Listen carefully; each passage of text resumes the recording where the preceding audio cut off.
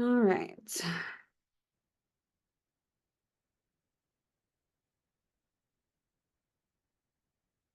Any questions before we get started with this stuff today?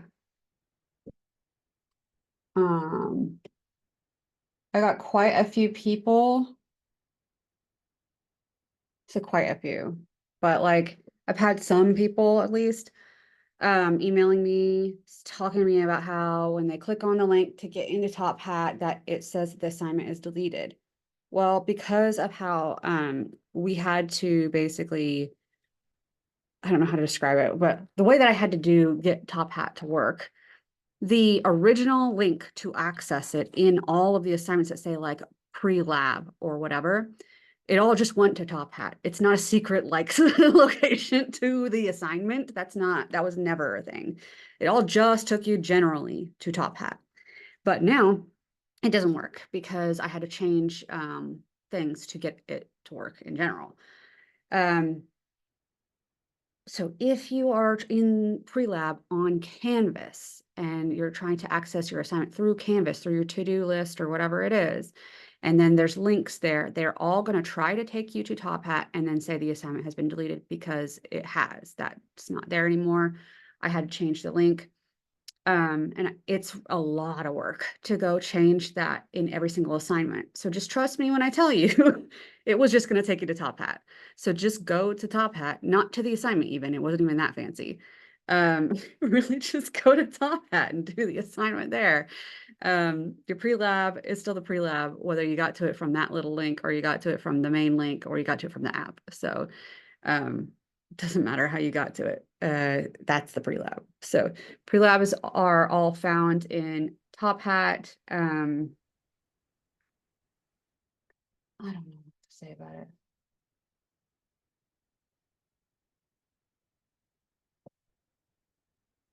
Sorry, it's just one of those things that's like the setup of this is just, it's not anything to do with you guys. This is just how this is set up and it's annoying. But anyways, let's go ahead and get started with all of that. Any questions about the pre-lab? I think everybody in here got it done except for one student. Let me do the roll call real quick. We've got, it's so hard with the way that it's set up compared to how I have to look at it on this. Okay, we've got Addison, yes. We've got Chris, yes. We've got Keegan, yes. We have Madison. All right, scroll down. We have Carter. Here. We have Felicity. Here. We have Daisy and Carlos. And no Rachel still. Still haven't seen her.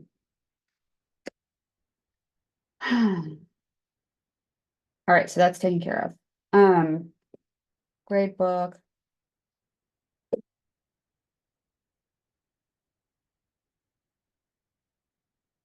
is not me, that's class. All right, yeah, so that should be fine. Everything is due, it says 10 a.m. because it's just impossible for me to actually get to checking it between the two classes sometimes. Especially when we're going to be in lab, like it's just going to be like you guys are just going to show up and wait for them to leave pretty much. I just don't have time to go in there and see. So I can check both of them before 10 a.m. when I have my first lab. So unfortunately for me, that means, I mean, unfortunately for you, that means that it's due at 10 a.m. and not 11:30. It's just how it's going to have to be, but it's not too bad. As long as you do it the night before, it really isn't anything. All right, I'm sorry, I'm just bringing up your Top Hat stuff.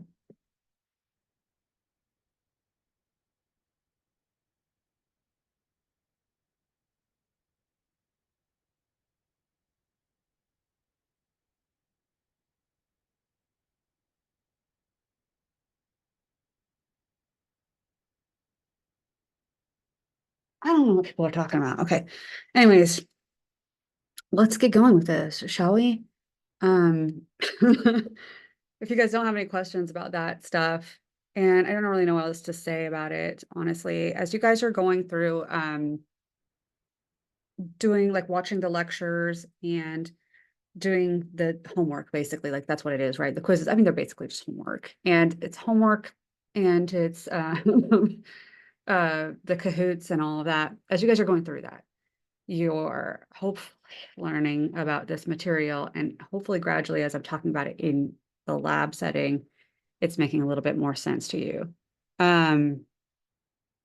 As we are getting into learning about some of these experiments, like the first step that we really learn are the stains, and they're stains of slides, like microscope slides. Not everything we do in the lab is microscope slides. It's later on going to be changes in the color of media based on what bacteria are growing on which kind of media and all of this, and what nutrients are there, and what does that mean about the organism and everything. Later on, after the midterm, we'll do that. But right now, it's stains, and that means we will be putting bacteria onto a slide and staining it different ways and learning about the organisms that way. And each stain tells us something different about the organism, and we'll learn about what that is for each stain. But it's important to keep in mind as we are getting into that, that the concepts behind the stains are key. What do I mean by that? Well, when we're going to be doing the gram stain, for example, a gram stain is going to tell us whether an organism is gram positive or gram negative.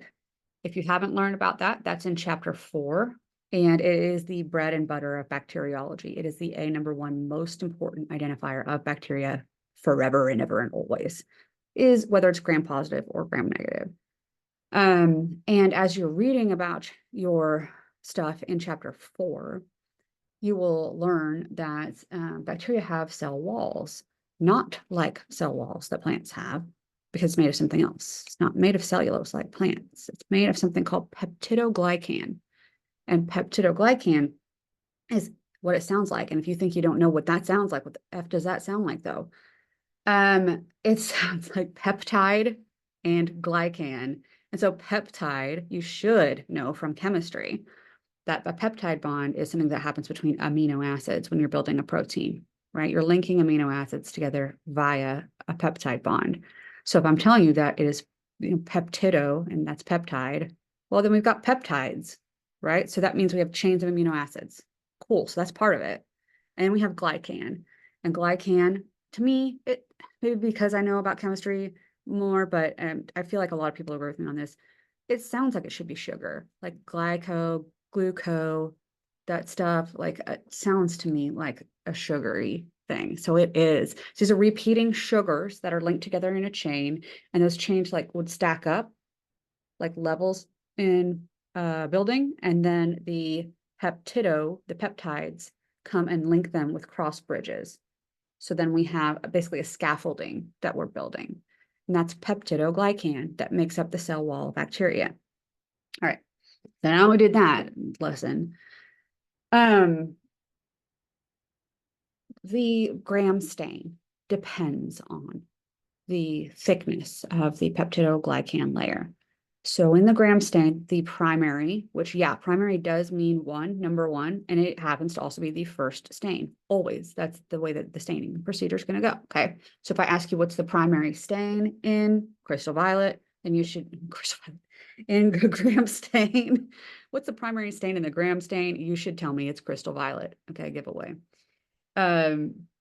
Crystal violet is a purple violet stain that gets stuck in peptidoglycan scaffolding. And bacteria that have really thick scaffolding of the peptidoglycan will trap that in there. The gram negatives, so that's gram positive, when they're positive for the thick wall, okay? Negative for the thick wall means they have a thin wall. They sometimes only have like one layer of peptidoglycan. So it doesn't trap the crystal violet. So it will just rinse out with the alcohol rinses. And then we'll have to stain again, because otherwise the cell would be clear. It's not holding on to the purple. Will you see a clear cell? You will not. So you add in red so you can see the difference. The gram negatives are going to be red, and the gram positives are purple. Positives purple, negatives red. Okay. And that'll tell you if it's positive. You already know automatically it's going to have a thick peptidoglycan wall. Okay. So that's what it's telling you. So I expect you guys to understand that, and to understand the fact that crystal violet gets stuck in the peptidoglycan. Our primary stain, crystal violet, gets stuck in peptidoglycan. We add iodine, it helps fix it in place. If it did get stuck, it'll get stuck there by iodine. It's a mordant, and that's the term for it. Anything that makes it stick in place is a mordant. Then we rinse with ethanol to get rid of any excess crystal powder that did not stick, which means we're rinsing gram negatives completely clear. And then we're going to counter stain. Counter stain is just the stain that you use to see anything that went clear, if it did. And in this case, our counter stain is safranin, which is red. So I would expect you to know all of that. I mean, that's that. So that's why we use each stain or each reagent. You need to understand why we're using them. I don't care that we put it on for 1 minute. I don't care. I don't care that you know that. Like, it's not important to me. I need you to tell me what the purpose is of the stain, what the purpose is of each step in the staining procedure, what the proper order of the steps are, what would happen if you left a step out, that sort of stuff. So as we get into that, that's what I want you to know. A lot of this stuff is way easier to understand if you have practice doing it. And unfortunately, we're not in the lab. And it's very complicated in order just to get into the lab in general. I don't have bacteria. It's not like they open the lab tomorrow and I have cultures for you guys. I don't pull them out of my butt. Like, I have to grow them. So, and I can't even grow them. They kicked me out that early. So that sucks, but that's kind of the way it is. So we be going over this stuff verbally over this Zoom until we can actually get cultures done and everything like that. I did you guys' attendance, right? I don't know what that's about. Yeah, I did. Okay.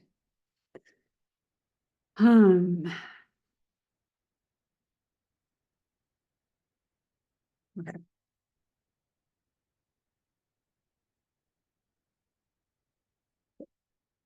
Anyways, we'll be doing this way virtually, possibly until the end of time. I don't know. I hope not. But when we do finally move into the lab, you know, some of this stuff we might have to repeat just to give you guys hands-on so you can actually see it and see the result. It's easy enough for me to tell you it's going to be purple and red. I put that slide in front of you. You might look at me when I put the red in front of you and be like, is that purple or red? Because you don't know, because you haven't seen. So what does it look like if there's a little bit of residual and how you can tell the difference and stuff? Way easier to tell in person. So stuff like that is hard for me to teach it, but we're going to do what we can in the meantime. And I am working as hard as I can to make this work for you guys. So if you have any questions about this, you let me know. But yeah, so we're getting into the lab stuff now. And this is the basics. This is aseptic technique and isolation. You want to do a gram stain on what? How are you going to get that sample in order to look at it? If you have a patient and they have an infected wound and you take a sample out of it, what is in the wound?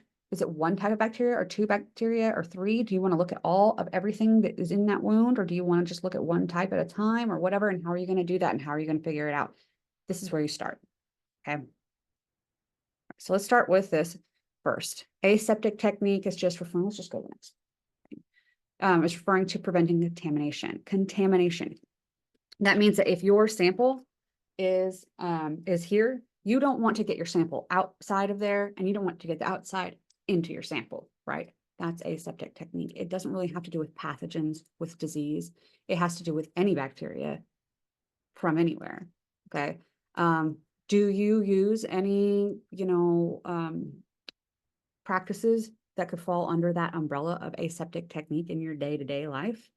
Yeah, of course you do. All the time you do. You wash your hands after you go to the bathroom? I hope you do. So that's aseptic technique. You're trying not to bring bacteria around with you. That's all this is. Don't, just because it's in a laboratory setting, don't overthink it, okay? All right, culture means to grow and sustain bacteria in a lab setting. So even if you have this tiny little culture from a wound from somebody, and it's not very much, and you think you're not going to have enough to work with, you can grow it up, make it happy, and get more of it to work with it to do your experiments to try to figure out what it is. Sterile means it's devoid of any and all microorganisms at all. It gets tricky when we start talking about prions. If you haven't learned about prions yet, you will in chapter 7. along with the viruses. Viruses aren't technically alive either. You can inactivate a virus, but it's not ever really alive in the first place, so you can't really kill it. So depending on how you look at it, I don't know, but prions are next level. They're just misfolded proteins. And as you guys are reading and reminding yourselves of the chemistry part of your background, I'm hoping that you are thinking about hydrophobic and hydrophilic, like we had mentioned in that other lecture. Proteins depend very, very much on the, protein, amino acids linked together. All right. Each amino acid has a group, an R group, they call it, off of it. Some of them are hydrophobic and some of them are hydrophilic and some of them have sulfur and some of them whatever. So they're all different. There's 20 different ones you could be. Some of them like to hang out with each other. Some of them don't want to be anywhere near the other guys. And based on how they interact with each other and their environment, it causes that chain of amino acids to fold certain ways and create certain shapes with it, right? And that's where we're getting the primary, secondary, tertiary, and quaternary structures from, based on all of that and how they're folding and interacting with one another. The nearby guys, the whole structure, and then the pieces coming together and all of that. But some of the aspects of being hydrophilic, water loving, or hydrophobic, water hating, water fearing, can like significantly define the shape of a protein, and the shape of a protein determines its function. That's way more important even than the chemical makeup of it. Way more important. So the structure, if I were to take the structure that's like properly folded in on itself, and for some reason, fold it differently. Let's just say it's sitting here like this, and I come along and I'm like, maybe fold it like this. And then now it's the same molecularly, right? It has the same amino acids, same. Nothing else has changed except you've taken that ribbon of amino acids and folded it differently than how it normally would in the body. That's what a prion is. It's a misfolded protein. It's not any longer doing its normal function. And because the stuff that's on the inside was hiding on the inside because it hated water, it was hydrophobic. Now it's on the outside and it's interacting with the water in your body, which is mostly water. And it doesn't want to. So it'll go up to other proteins that are healthy and go near and be like, nope, and change them into the bad guy. We don't know how that happens, but it does. And so that it's converting all your healthy proteins into the sick proteins. And then those sick guys can, with their hydrophobics, hang out with each other and hide out from the water environment that way. They create like these plaques of the misfolded protein, and that builds up in the areas where they are found, which happens to be the brain. And it's not dissimilar to what we see in Alzheimer's with amyloid plaques, if you've heard about that. But these plaques cause holes in the brain, and it makes this brain looks like a sponge. And that's why they call it a spongiform encephalopathy. And that's what prions cause. And it's just misfolded protein. And it's a protein that's normal in your body, that does a job in your body that is you're supposed to have. And it's not mutated. It's just the protein isn't folded the way it's supposed to. That's all it is. And it's causing the other ones to misfold too. So what do you do about that? And by the way, this is mad cow disease, for example. It's the most famous of all of them, mad cow disease, and people can get mad cow disease, and they did. But yeah, there's other versions of it that are out there, like chronic wasting disease and stuff. So what do you do? How do you deal with that? You can't kill it. It is not alive. And how do you get rid of something like that in somebody's body whenever their body is also made of proteins and you can't destroy the whole body? And that's pretty much what you have to do to get rid of prions. It's next level. So something to think about. We can talk about it later, but maybe when we get into, as you're getting into chemistry and as you're getting into this question of what is technically alive, as you learn about viruses as well, because they can't live outside of a cell. They can't multiply outside of a cell. They do nothing outside of the cell. So is it alive? And that sort of stuff. So, I don't know. Interesting question. That sterile part and devoid of all microorganisms. What about the prions?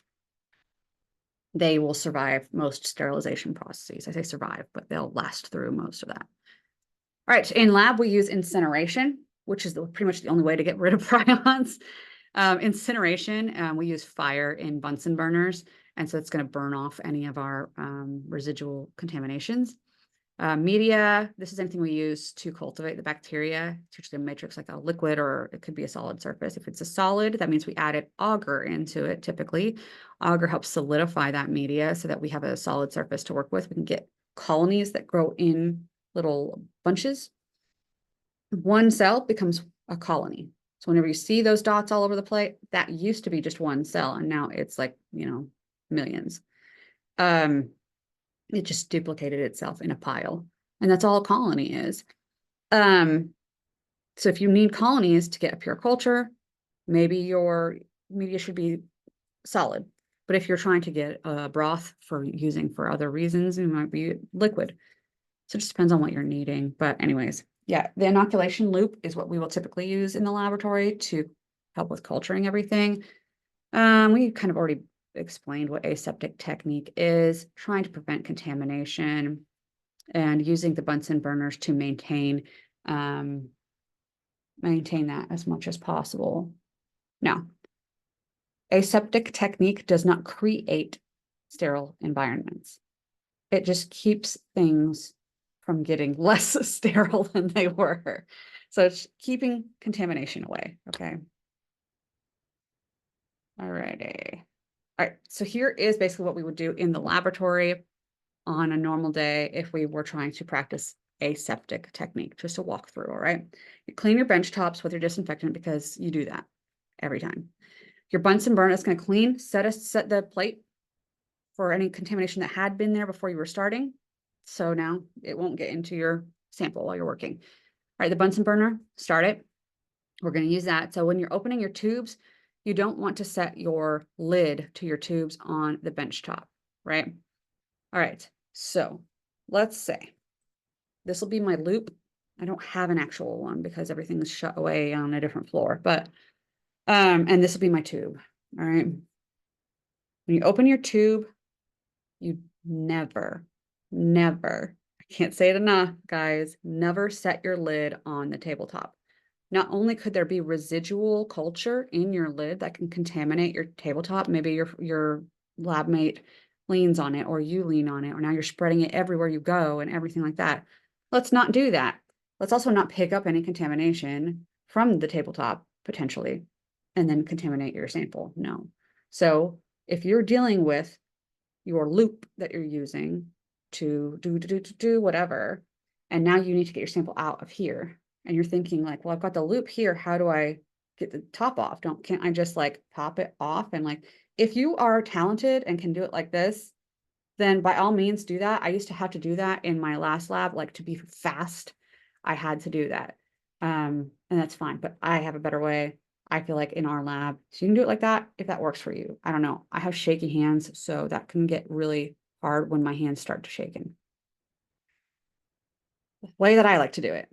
All right. If that's the lid to your tube, take your pinky and ring finger and just wrap them around. And you've still got your loop, and you've still got your tube, and you've got your lid here. Okay. It takes practice to think. It's not natural, but it will be if you do it enough. And we will. So anyways, right. So basically what you're going to do is anytime that you are dealing with that, you don't set it down. All right. So now you got your tube, right? And we know how to take the cap off of it. I would flame my loop first. So make sure that that was completely sterile. Let's actually shove it in here. I don't know, it's really jank, but here's my loop. Anyways, I put it into the fire. You want the entire metal portion of the whole wire portion of the loop to get like glowing, as glowing as you can get it. Okay. Let it cool before you go to get your sample out of your tube. And then you can go ahead and grab your lid for your tube with your hand, and you have your tube, bring it to your fire, pass it through the Bunsen burner a couple of times, put your cooled loop down in to the liquid, get like you were going to blow a bubble, The loop is a lot smaller than this typically, but it's what we have. And you'd have a liquid and you would be almost like a film of liquid across. That's more than enough. And if your little bubble bursts and you don't see it anymore, guess what? It's fine. Like you have enough bacteria. I swear to you. Okay. Yes, you do. You have enough.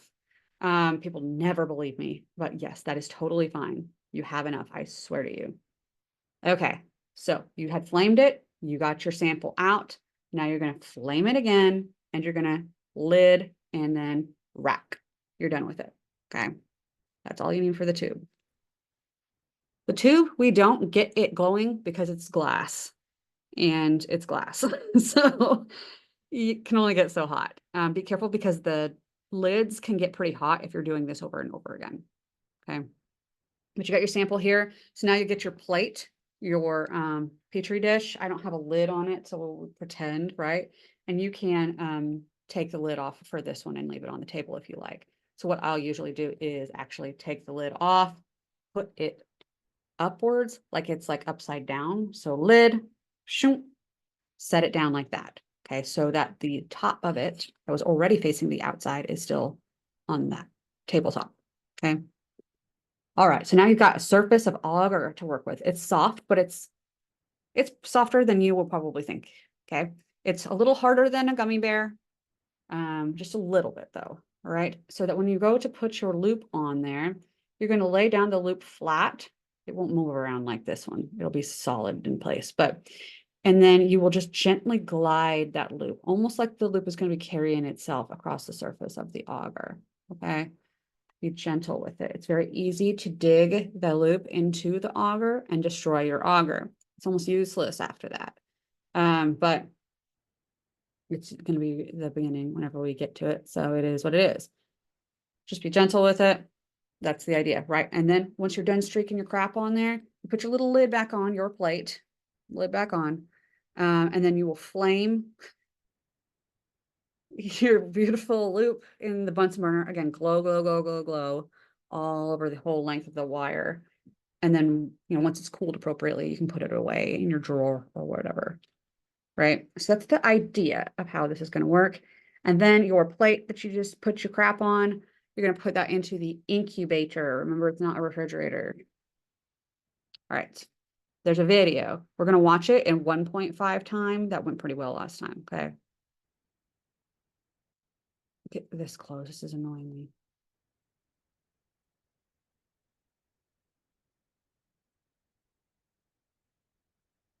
In this video, you will learn the proper practices and procedures for performing aseptic technique.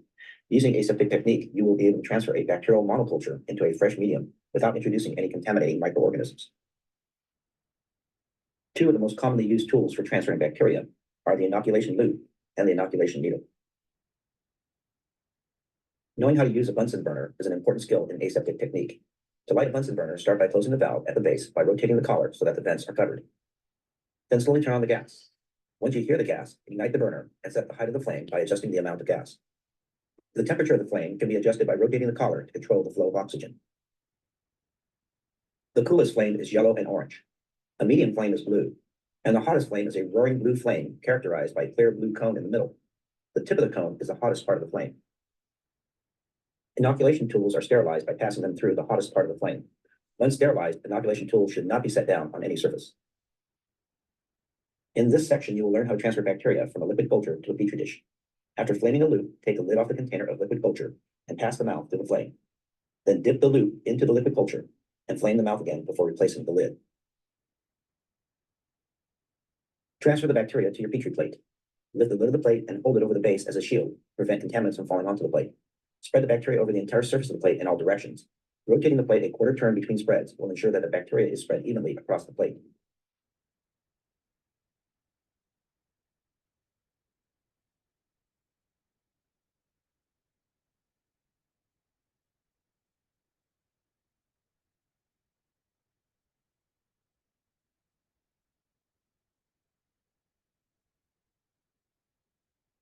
In this section, you will learn how to transfer bacteria from a liquid culture to a liquid.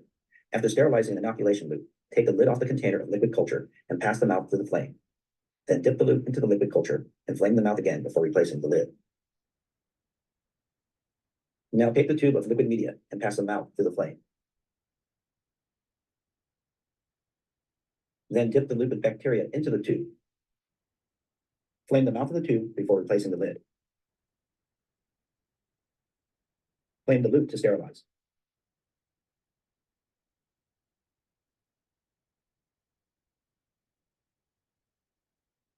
In this section, you will learn how to transfer bacteria from a petri plate to a stab culture. Start by sterilizing an inoculation needle by passing it through a flame. Allow the needle to cool. You can test for coolness by tapping the needle in a clear area on your auger plate. While holding the lid as a shield, gently rub the inoculation needle over a single colony. Transfer the bacteria to a culture tube filled with nutrient agar. Remove the top of the tube and insert the needle, making 3 deep stabs. When finished, replace the lid on the tube and sterilize the needle. In this section, you will learn how to transfer bacteria from a petri plate to a liquid. Sterilize an inoculation loop by passing it through a flame.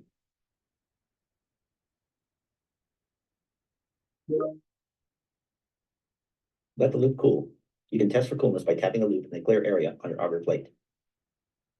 While holding the lid as a shield, gently rub the inoculation loop over a single colony.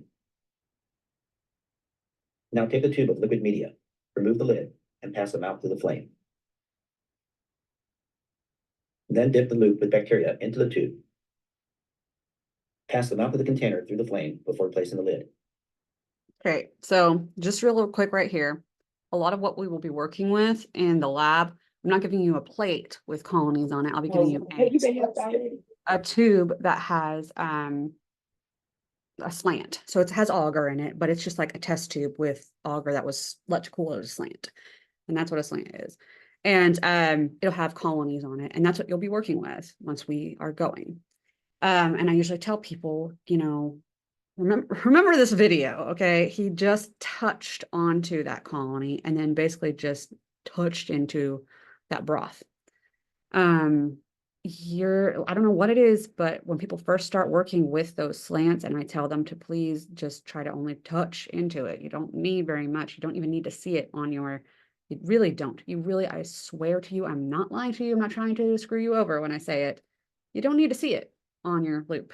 Okay, it is there, I promise. But people don't believe me, so they end up scraping all of their culture off of that entire slant, like the first or second day. And I don't have backups. So I just don't have enough resources for that. So, and I shouldn't need to, because you should be able to just touch your bacteria and use it. So keep that in mind when I'm telling you, don't take all the bacteria off of their slant. Actually listen to me when I say it. Yeah, just don't, you don't need that much. But anyways, that's the idea. We don't need to watch that again. So we're talking about aseptic technique and safe laboratories and all of that stuff. What if you're working with samples that are, God, my nose is tickling me. What if you're working with samples that are definitely pathogens? What if you're working with, you know, it's simple enough to say, take a sample from your patient, from their wound, and, you know, streak it onto a plate and let it grow. And you'll be like, okay, fine. And then even in aseptic technique, even if we're doing it in the lab, if I give you Staph aureus, just regular Staph, non-pathogenic, and, you know, we're doing everything that we're supposed to in the lab with everything, it's like, fine. Yeah, no biggie. Now, if I hand you a sample of the plague, the Black Plague, you feel pretty good about handling that at BSL 1, basically. I'm guessing probably not. And there's a reason. That's why we have BSL levels. Okay, we have biosafety levels 1, 2, 3, and 4. And it's not hard and fast rules all the time, but in general, most of the time it kind of is. So if you're working with this kind of bacteria, you typically are always going to work in BSL 3, for example. So we're going to go over those and just really quick. BSL from the bottom up. BSL 1 is typically microbes that are not going to be causing disease. They're known to not cause disease in otherwise healthy people. Then we have, and they're not, yeah, like skin bacteria and yeast, like the staph, normal, like non-pathogenic staph. All right, if we're dealing with pathogens, though, if I told you it was pathogenic staph, if I told you it was pathogenic strep, or it was salmonella, or anything like that. Now we're talking about BSL-2. This is most labs when they're doing research on diseases or something. When they're doing food testing in my food testing lab, that I used to work in, it's BSL-2. We were dealing with salmonella and E. coli and stuff, so we had to be prepared. All right, now we're bumping it up into BSL-3. This is usually going to be diseases that can cause potentially lethal disease, especially via inhalation, because you're potentially making aerosols when you're working with these things, when you're pipetting them or squirting them or whatever. So tuberculosis, COVID, this is highly pathogenic avian flu, the plague, HIV is also a BSL-3 virus, but anything that could cause a deadly disease in a person.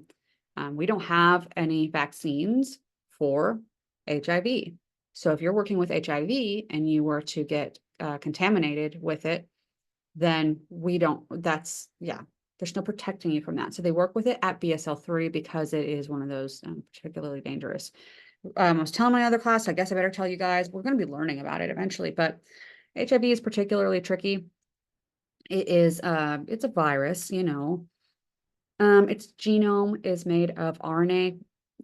So it's not, typically in your genes, you have DNA and then it goes into RNA and then that's what you make protein from. And that's how your genes work. Well, HIV has RNA and it turns it back into DNA with a special enzyme called reverse transcriptase, which we have hijacked and used all throughout all of molecular biology. It's one of the most useful tools of the era. But it's also the most shocking discovery of the era. We didn't think anything could go back in that whole dogma. But HIV can.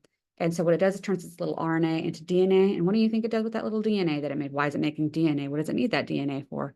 It puts it into your DNA forever. So that's why there's no cure for HIV.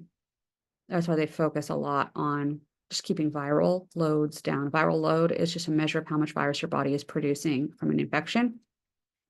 You can test, you could be somebody who was HIV positive and test for 0 viral load for the freaking rest of your life. And I guarantee you still have cells that have the DNA incorporated from HIV. It's just like herpes. Herpes does a similar thing. It doesn't go back. It only has DNA and then it puts its DNA into your DNA. But herpes does the same thing. That's why herpes is forever. It's forever. There's no cure because how do you get the DNA out of your DNA? How do you get it out? There isn't a way. There never has been. So that's next level. And they're not the only ones that do this. Mono and the chicken pox do it too. So say hi to your little friends inside of you. So that's great. You're going to sleep well at night tonight. But yeah, so it's stuff like that. Okay. Moving on to BSL-4. So we know deadly stuff, stuff we don't have that could be potentially deadly that we don't have vaccines for. We're going to do BSL-3. BSL-4 is the stuff that's like actually legit confirmed, like 90% people are going to die and bleed out horribly. And other people that contact them outside would too if they contact them. So we can't let it get out. That sort of stuff. This is Ebola and smallpox, anything similar to this sort of disease. Stuff that's super deadly, super contagious, and that we can't afford to let out. When I was in graduate school at the University of Pennsylvania, I was collaborating on my hemorrhagic fever research. I was collaborating with the Army and the CDC, and when the CDC was building their new BSL-4 labs, I got to go see it, and before they went hot. And so their BSL-3 levels, which they were using, we had to like walk through their staging areas. And it was a retina scan to get in there, which was really cool. And then they, into BSL-4, there's more entry protocol. They'd have like a card or whatever, but they weren't as concerned once you got past the eye scan. But anyways, you went into a staging area of its own where you would change and then put on the suits, and like tape the sleeves to the gloves and you have that hat and then you'll hook up to the air supply, right? So you put that on and then you step into this little chamber and that chamber not only hoses you down with hot chemicals, but it also pressurizes because the actual whole laboratory that you're working in the BSL-4 suite, in the hot suite, it is negative pressure. So less pressure than the environment out of it, so that if there were a break in the seal, that the air would rush in, not out. And same concept with the suit, which is why you're wearing it. It pushes air into the suit so that if there's a break in the suit, it pushes the air out. So that's the idea of how that's set up for extra precautions. There's also HEPA filters to help filter all of the air in the lab, and any liquid that's being like vacuumed out of little tubes or whatever, it can't be carried out of the lab. It's going to have to be decontaminated directly. So it goes into a chamber to be decontaminated. That's also usually all set up in another room next door or somewhere like that. So that's BSL 4. So this is just showing you the basics, and really our lab is more or less set up like a BSL 1, and how our lab is operating for sure, how we're using it. So we've got, special entryway, everything's labeled as biohazardous. We've got a hand washing station and a lab bench. We've got our PPE, which in our lab is just your lab coat and your closed-toed shoes. And then that thing out on the right is an autoclave. So it's going to be used to, sterilize anything that can potentially be contaminated.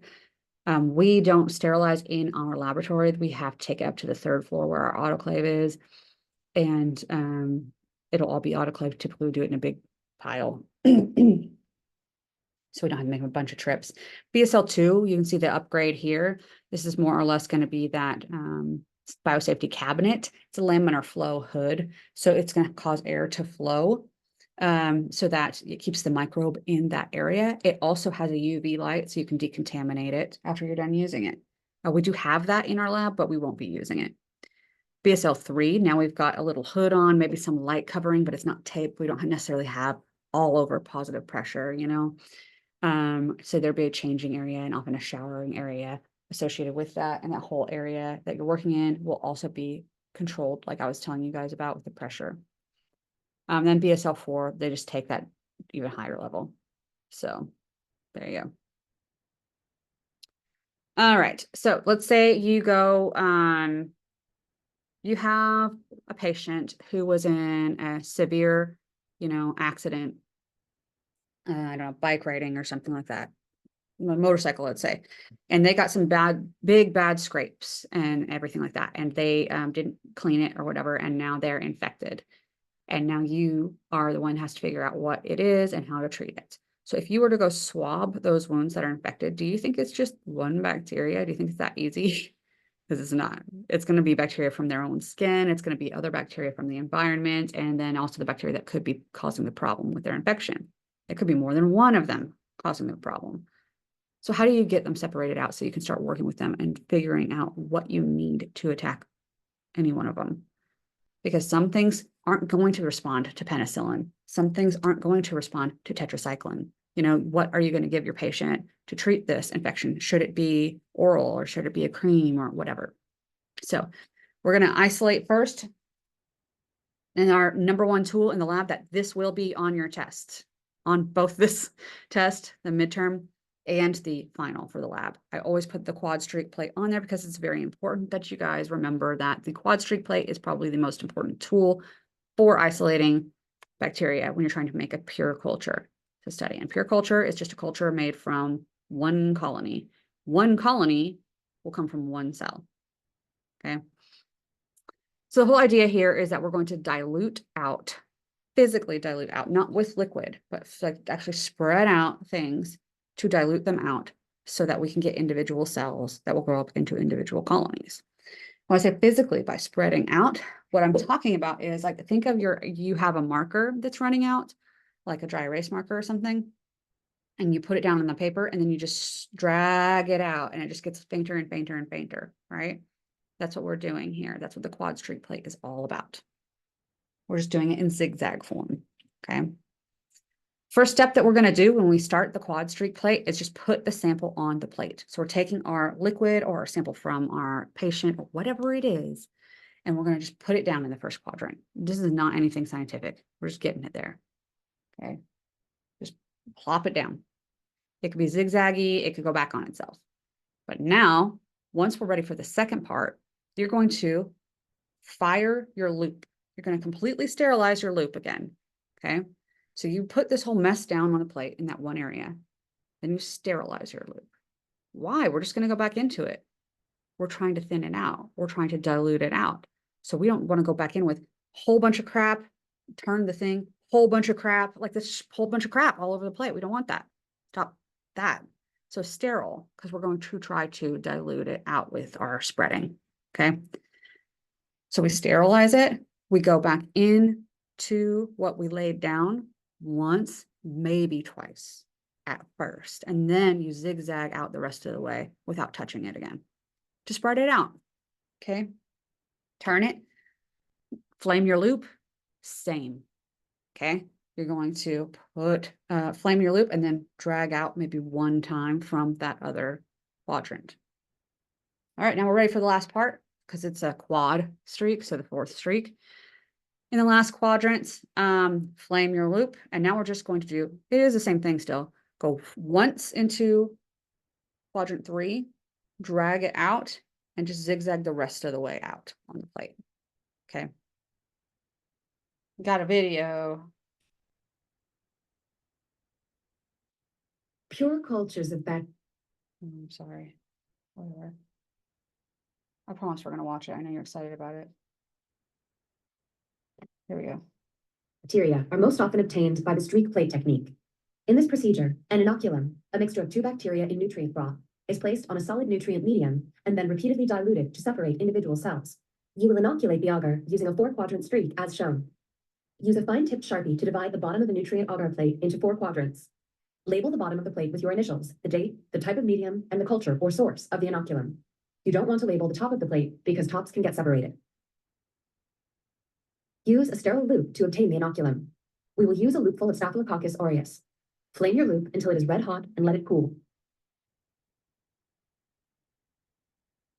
Remove the cap from the tube, pass the tube through the flame, obtain a loop of bacteria from the tube, and then pass the tube back through the flame before recapping. Lift one side of the Petri plate lid and streak about 1/4 of the agar with as many back and forth streaks as possible. Hold the loop like a pencil and gently touch the surface of the agar. Replace the lid and flame the loop. In the next steps, we will spread the bacteria from the initial inoculum into subsequent areas of the agar plate. Always let the loop cool before performing the streak. Using the sterilized loop, streak through one area of the first sector and then streak a few times away from the first sector. As shown in the illustration, there is only one streak through the initial inoculum. Replace the lid and flame the loop. Using your sterilized loop, streak through one area of the second sector and then streak a few times away from the second sector, as shown in the illustration. Replace the lid and flame the loop.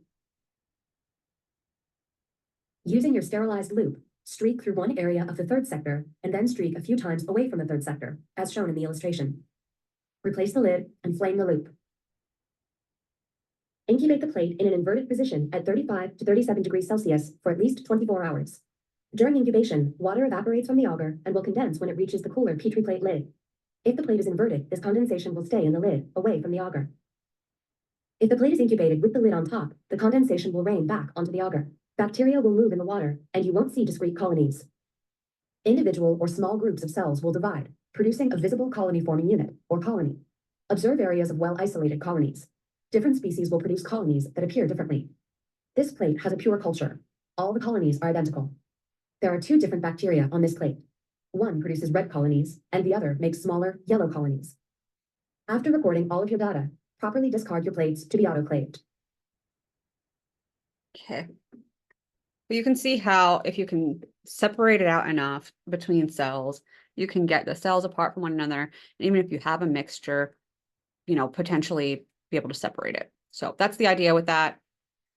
This is where I was going to just review the pre-lab contents for Top Hat if you guys didn't have access, but now it looks like everybody does. So I'm not going to be reviewing that. You've already seen it because everybody did their pre-lab. So I'm proud of you. Congratulations. So we're not going to do that.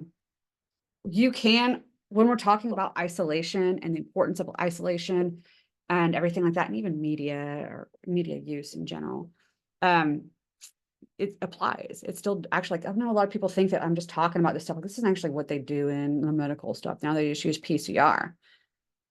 Incorrect also, just to be clear, but they don't just use PCR. PCR isn't a shotgun to answer your question. It is a very fine laser that if you know what you're looking for, you can test for it.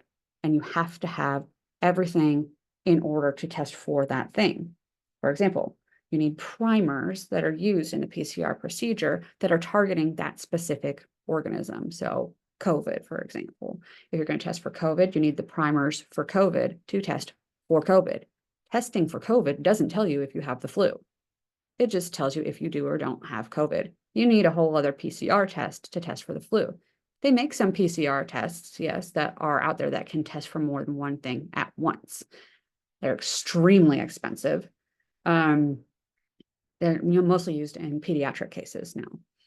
But yeah, they do exist. It's just that's not how it is for most diseases. If you have somebody that's coming into your lab that is sick with something like leptospirosis that you just don't see in people, then they don't have a PCR test for that at your hospital. I can almost guarantee you. So how do you test for it? Do you even have the means to test for it? If you have a microbiology lab, you probably do, but you're not going to be doing it with PCR. You're going to be doing it with the tests that we're going to be doing in lab.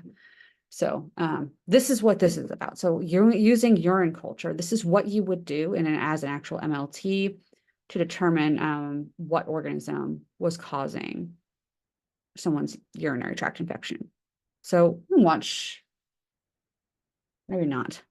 If you guys are interested in this, I encourage you to look this up. I just don't want to take any more time than we need to. But yeah, so that's what that is about. They definitely use this concept in hospital laboratories. And I was not a microbiologist in those settings, so I can't really speak to what the med techs microbiologists were literally doing, but these are one of the things that they can do. And that was a med tech that made that video. So if you're interested, go check it out. All right, aseptic practices. It's not just going to be involved in culturing microbes or in medical laboratories. We're going to be practicing aseptic technique when we're scrubbing for surgery and creating the sterile field for a surgical suite. Washing your hands after using a restroom. You're trying not to carry those bacteria with you to contaminate the outside, right? Washing your hands before making dinner, right? Not trying to introduce it into your dinner. Wearing gloves when you're touching or handling patients, or switching gloves between the patients so you're not transferring disease and not sharing needles or medical supplies or whatever. So, yeah. So typically what we would be doing, like I had showed you guys on Canvas, my stomach is already growling. I swear I could eat breakfast and it won't matter. It's always around this time. Okay, I'm pulling it up, I promise. Oh my gosh, it's like everything.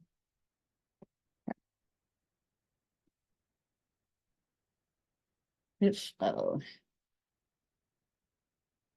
right, here we go. If you go to Canvas and you go to that modules into the lab documents and worksheets, it's the second one and it's called in-lab participation worksheets. Okay. This is what we work from in the laboratory. And these usually typically are going to be going in those dry erase packets. And then this would be on the front. So you could follow along with what I was talking about in the laboratory before we got started. Here's your procedure of what we're literally doing. And then exercise 1 questions. So that's on the back. And so you would go and answer these with your dry erase markers. And after you have your answers on here, take a picture of it and upload it onto Top Hat. So,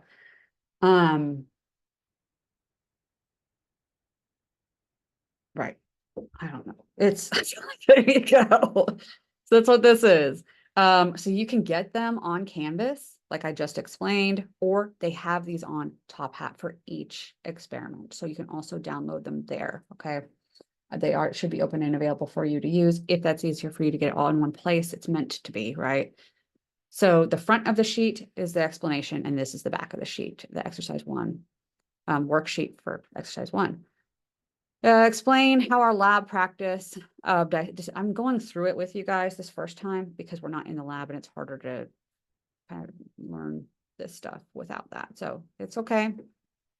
So I'm going to go through it, but this is what you would see every time. You're going to have 3 questions, always 3 questions, either about your results or about something that we learned. Okay. And then there's usually a little blurb about how it's relevant to usually the medical world. And then the last part will be the grand rounds. Well, this is our first lab. We don't have grand rounds because our grand rounds has to do with going to other lab benches and seeing their results. You guys will have different results at your benches. So you want to go see the other people's results, because what if the other result is the one on the test?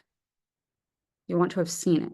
It's your responsibility to do so. So be sure that you go around. There'll be questions usually about, like, mark down which ones were positive and which ones were negative or something, just to be sure that you guys are paying attention and writing something down.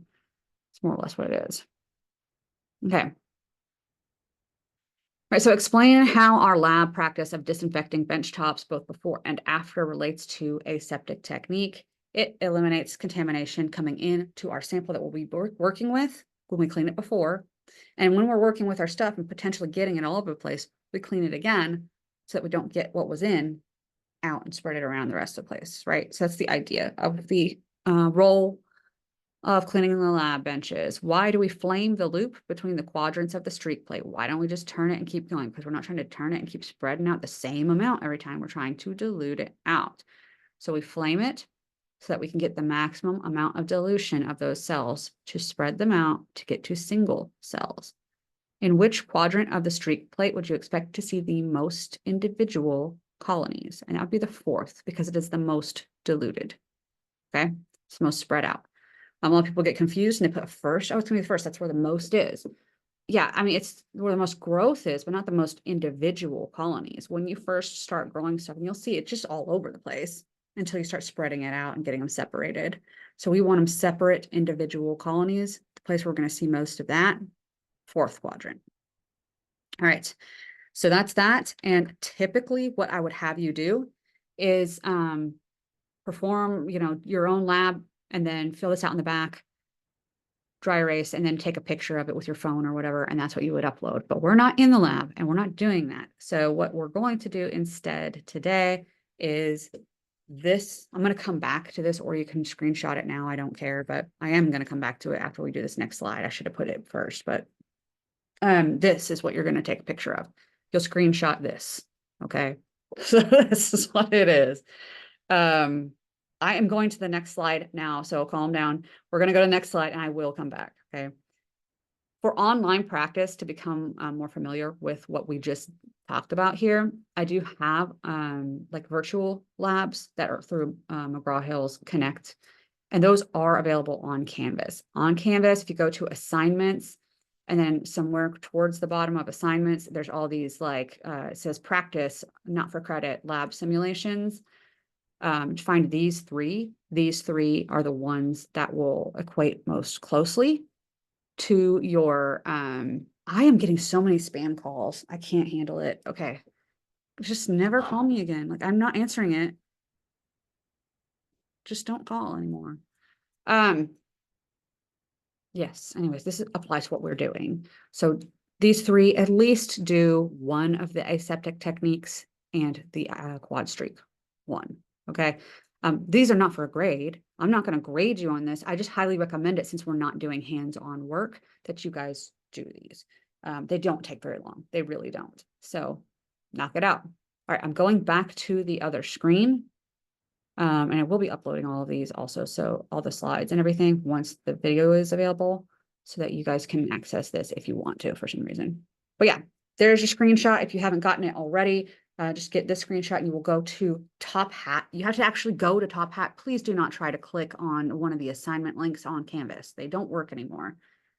So just go to Top Hat at the top of the assignment page, or through just Google Top Hat and sign in that way, because now it should work like that, or through the app, which the app is probably more user-friendly, and on your phone, and upload it there.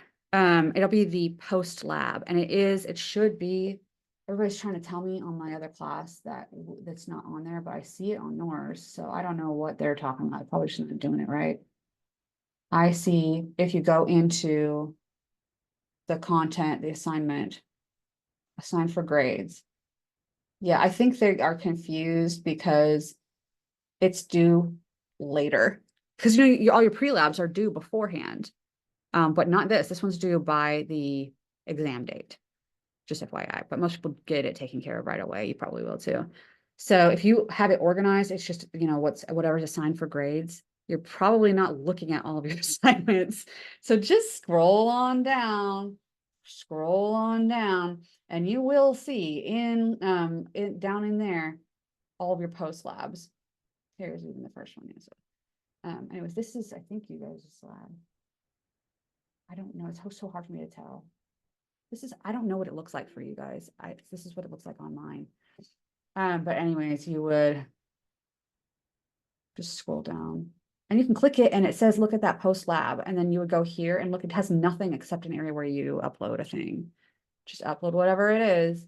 And then it'll submit it and you'll automatically get 5 points. I'm going to tell you, please do not have panic attacks over your grades on Top Hat. That's not your official grade. Your official grade is the one on Canvas. And I get sick of having to go through everybody's these because it's a largely participation effort, right?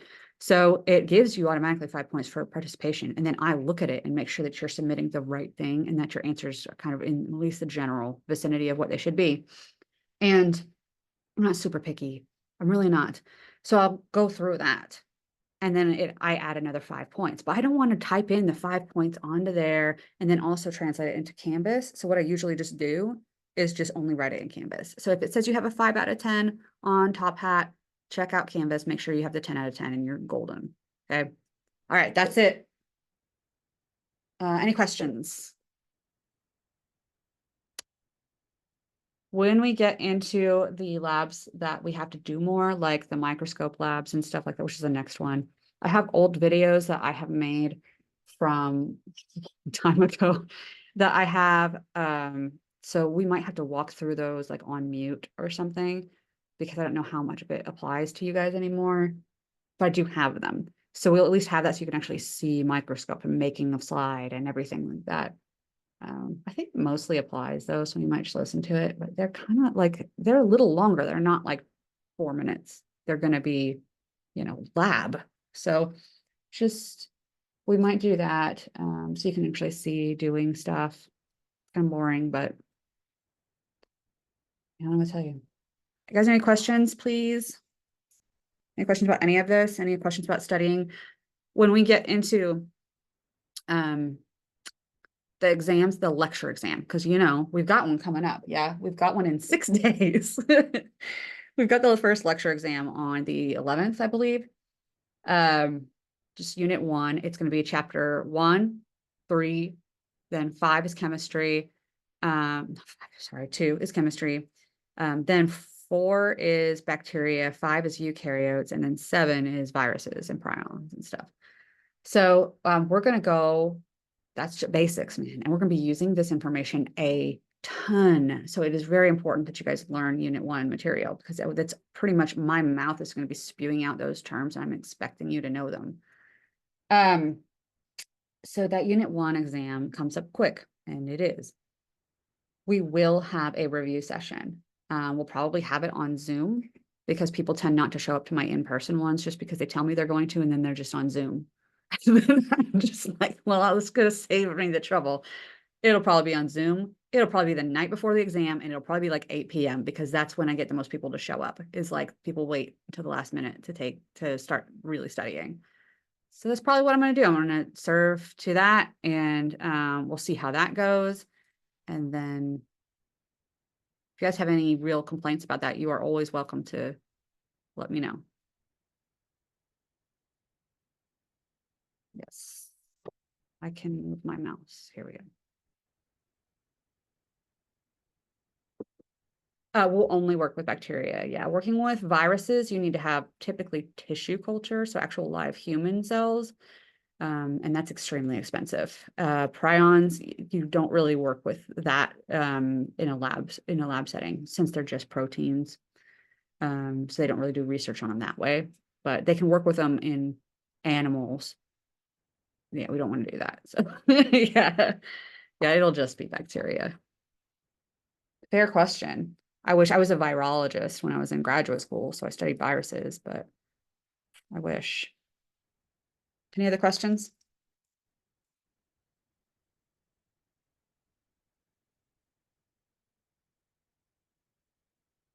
All right. Okay, that's it. I'll see you guys tomorrow, for probably a boring video. Sorry, that's what it's gonna be, but that's just easy to go over the microscope parts and stuff like that. So, yeah, we'll see you. I'm gonna kick you out now.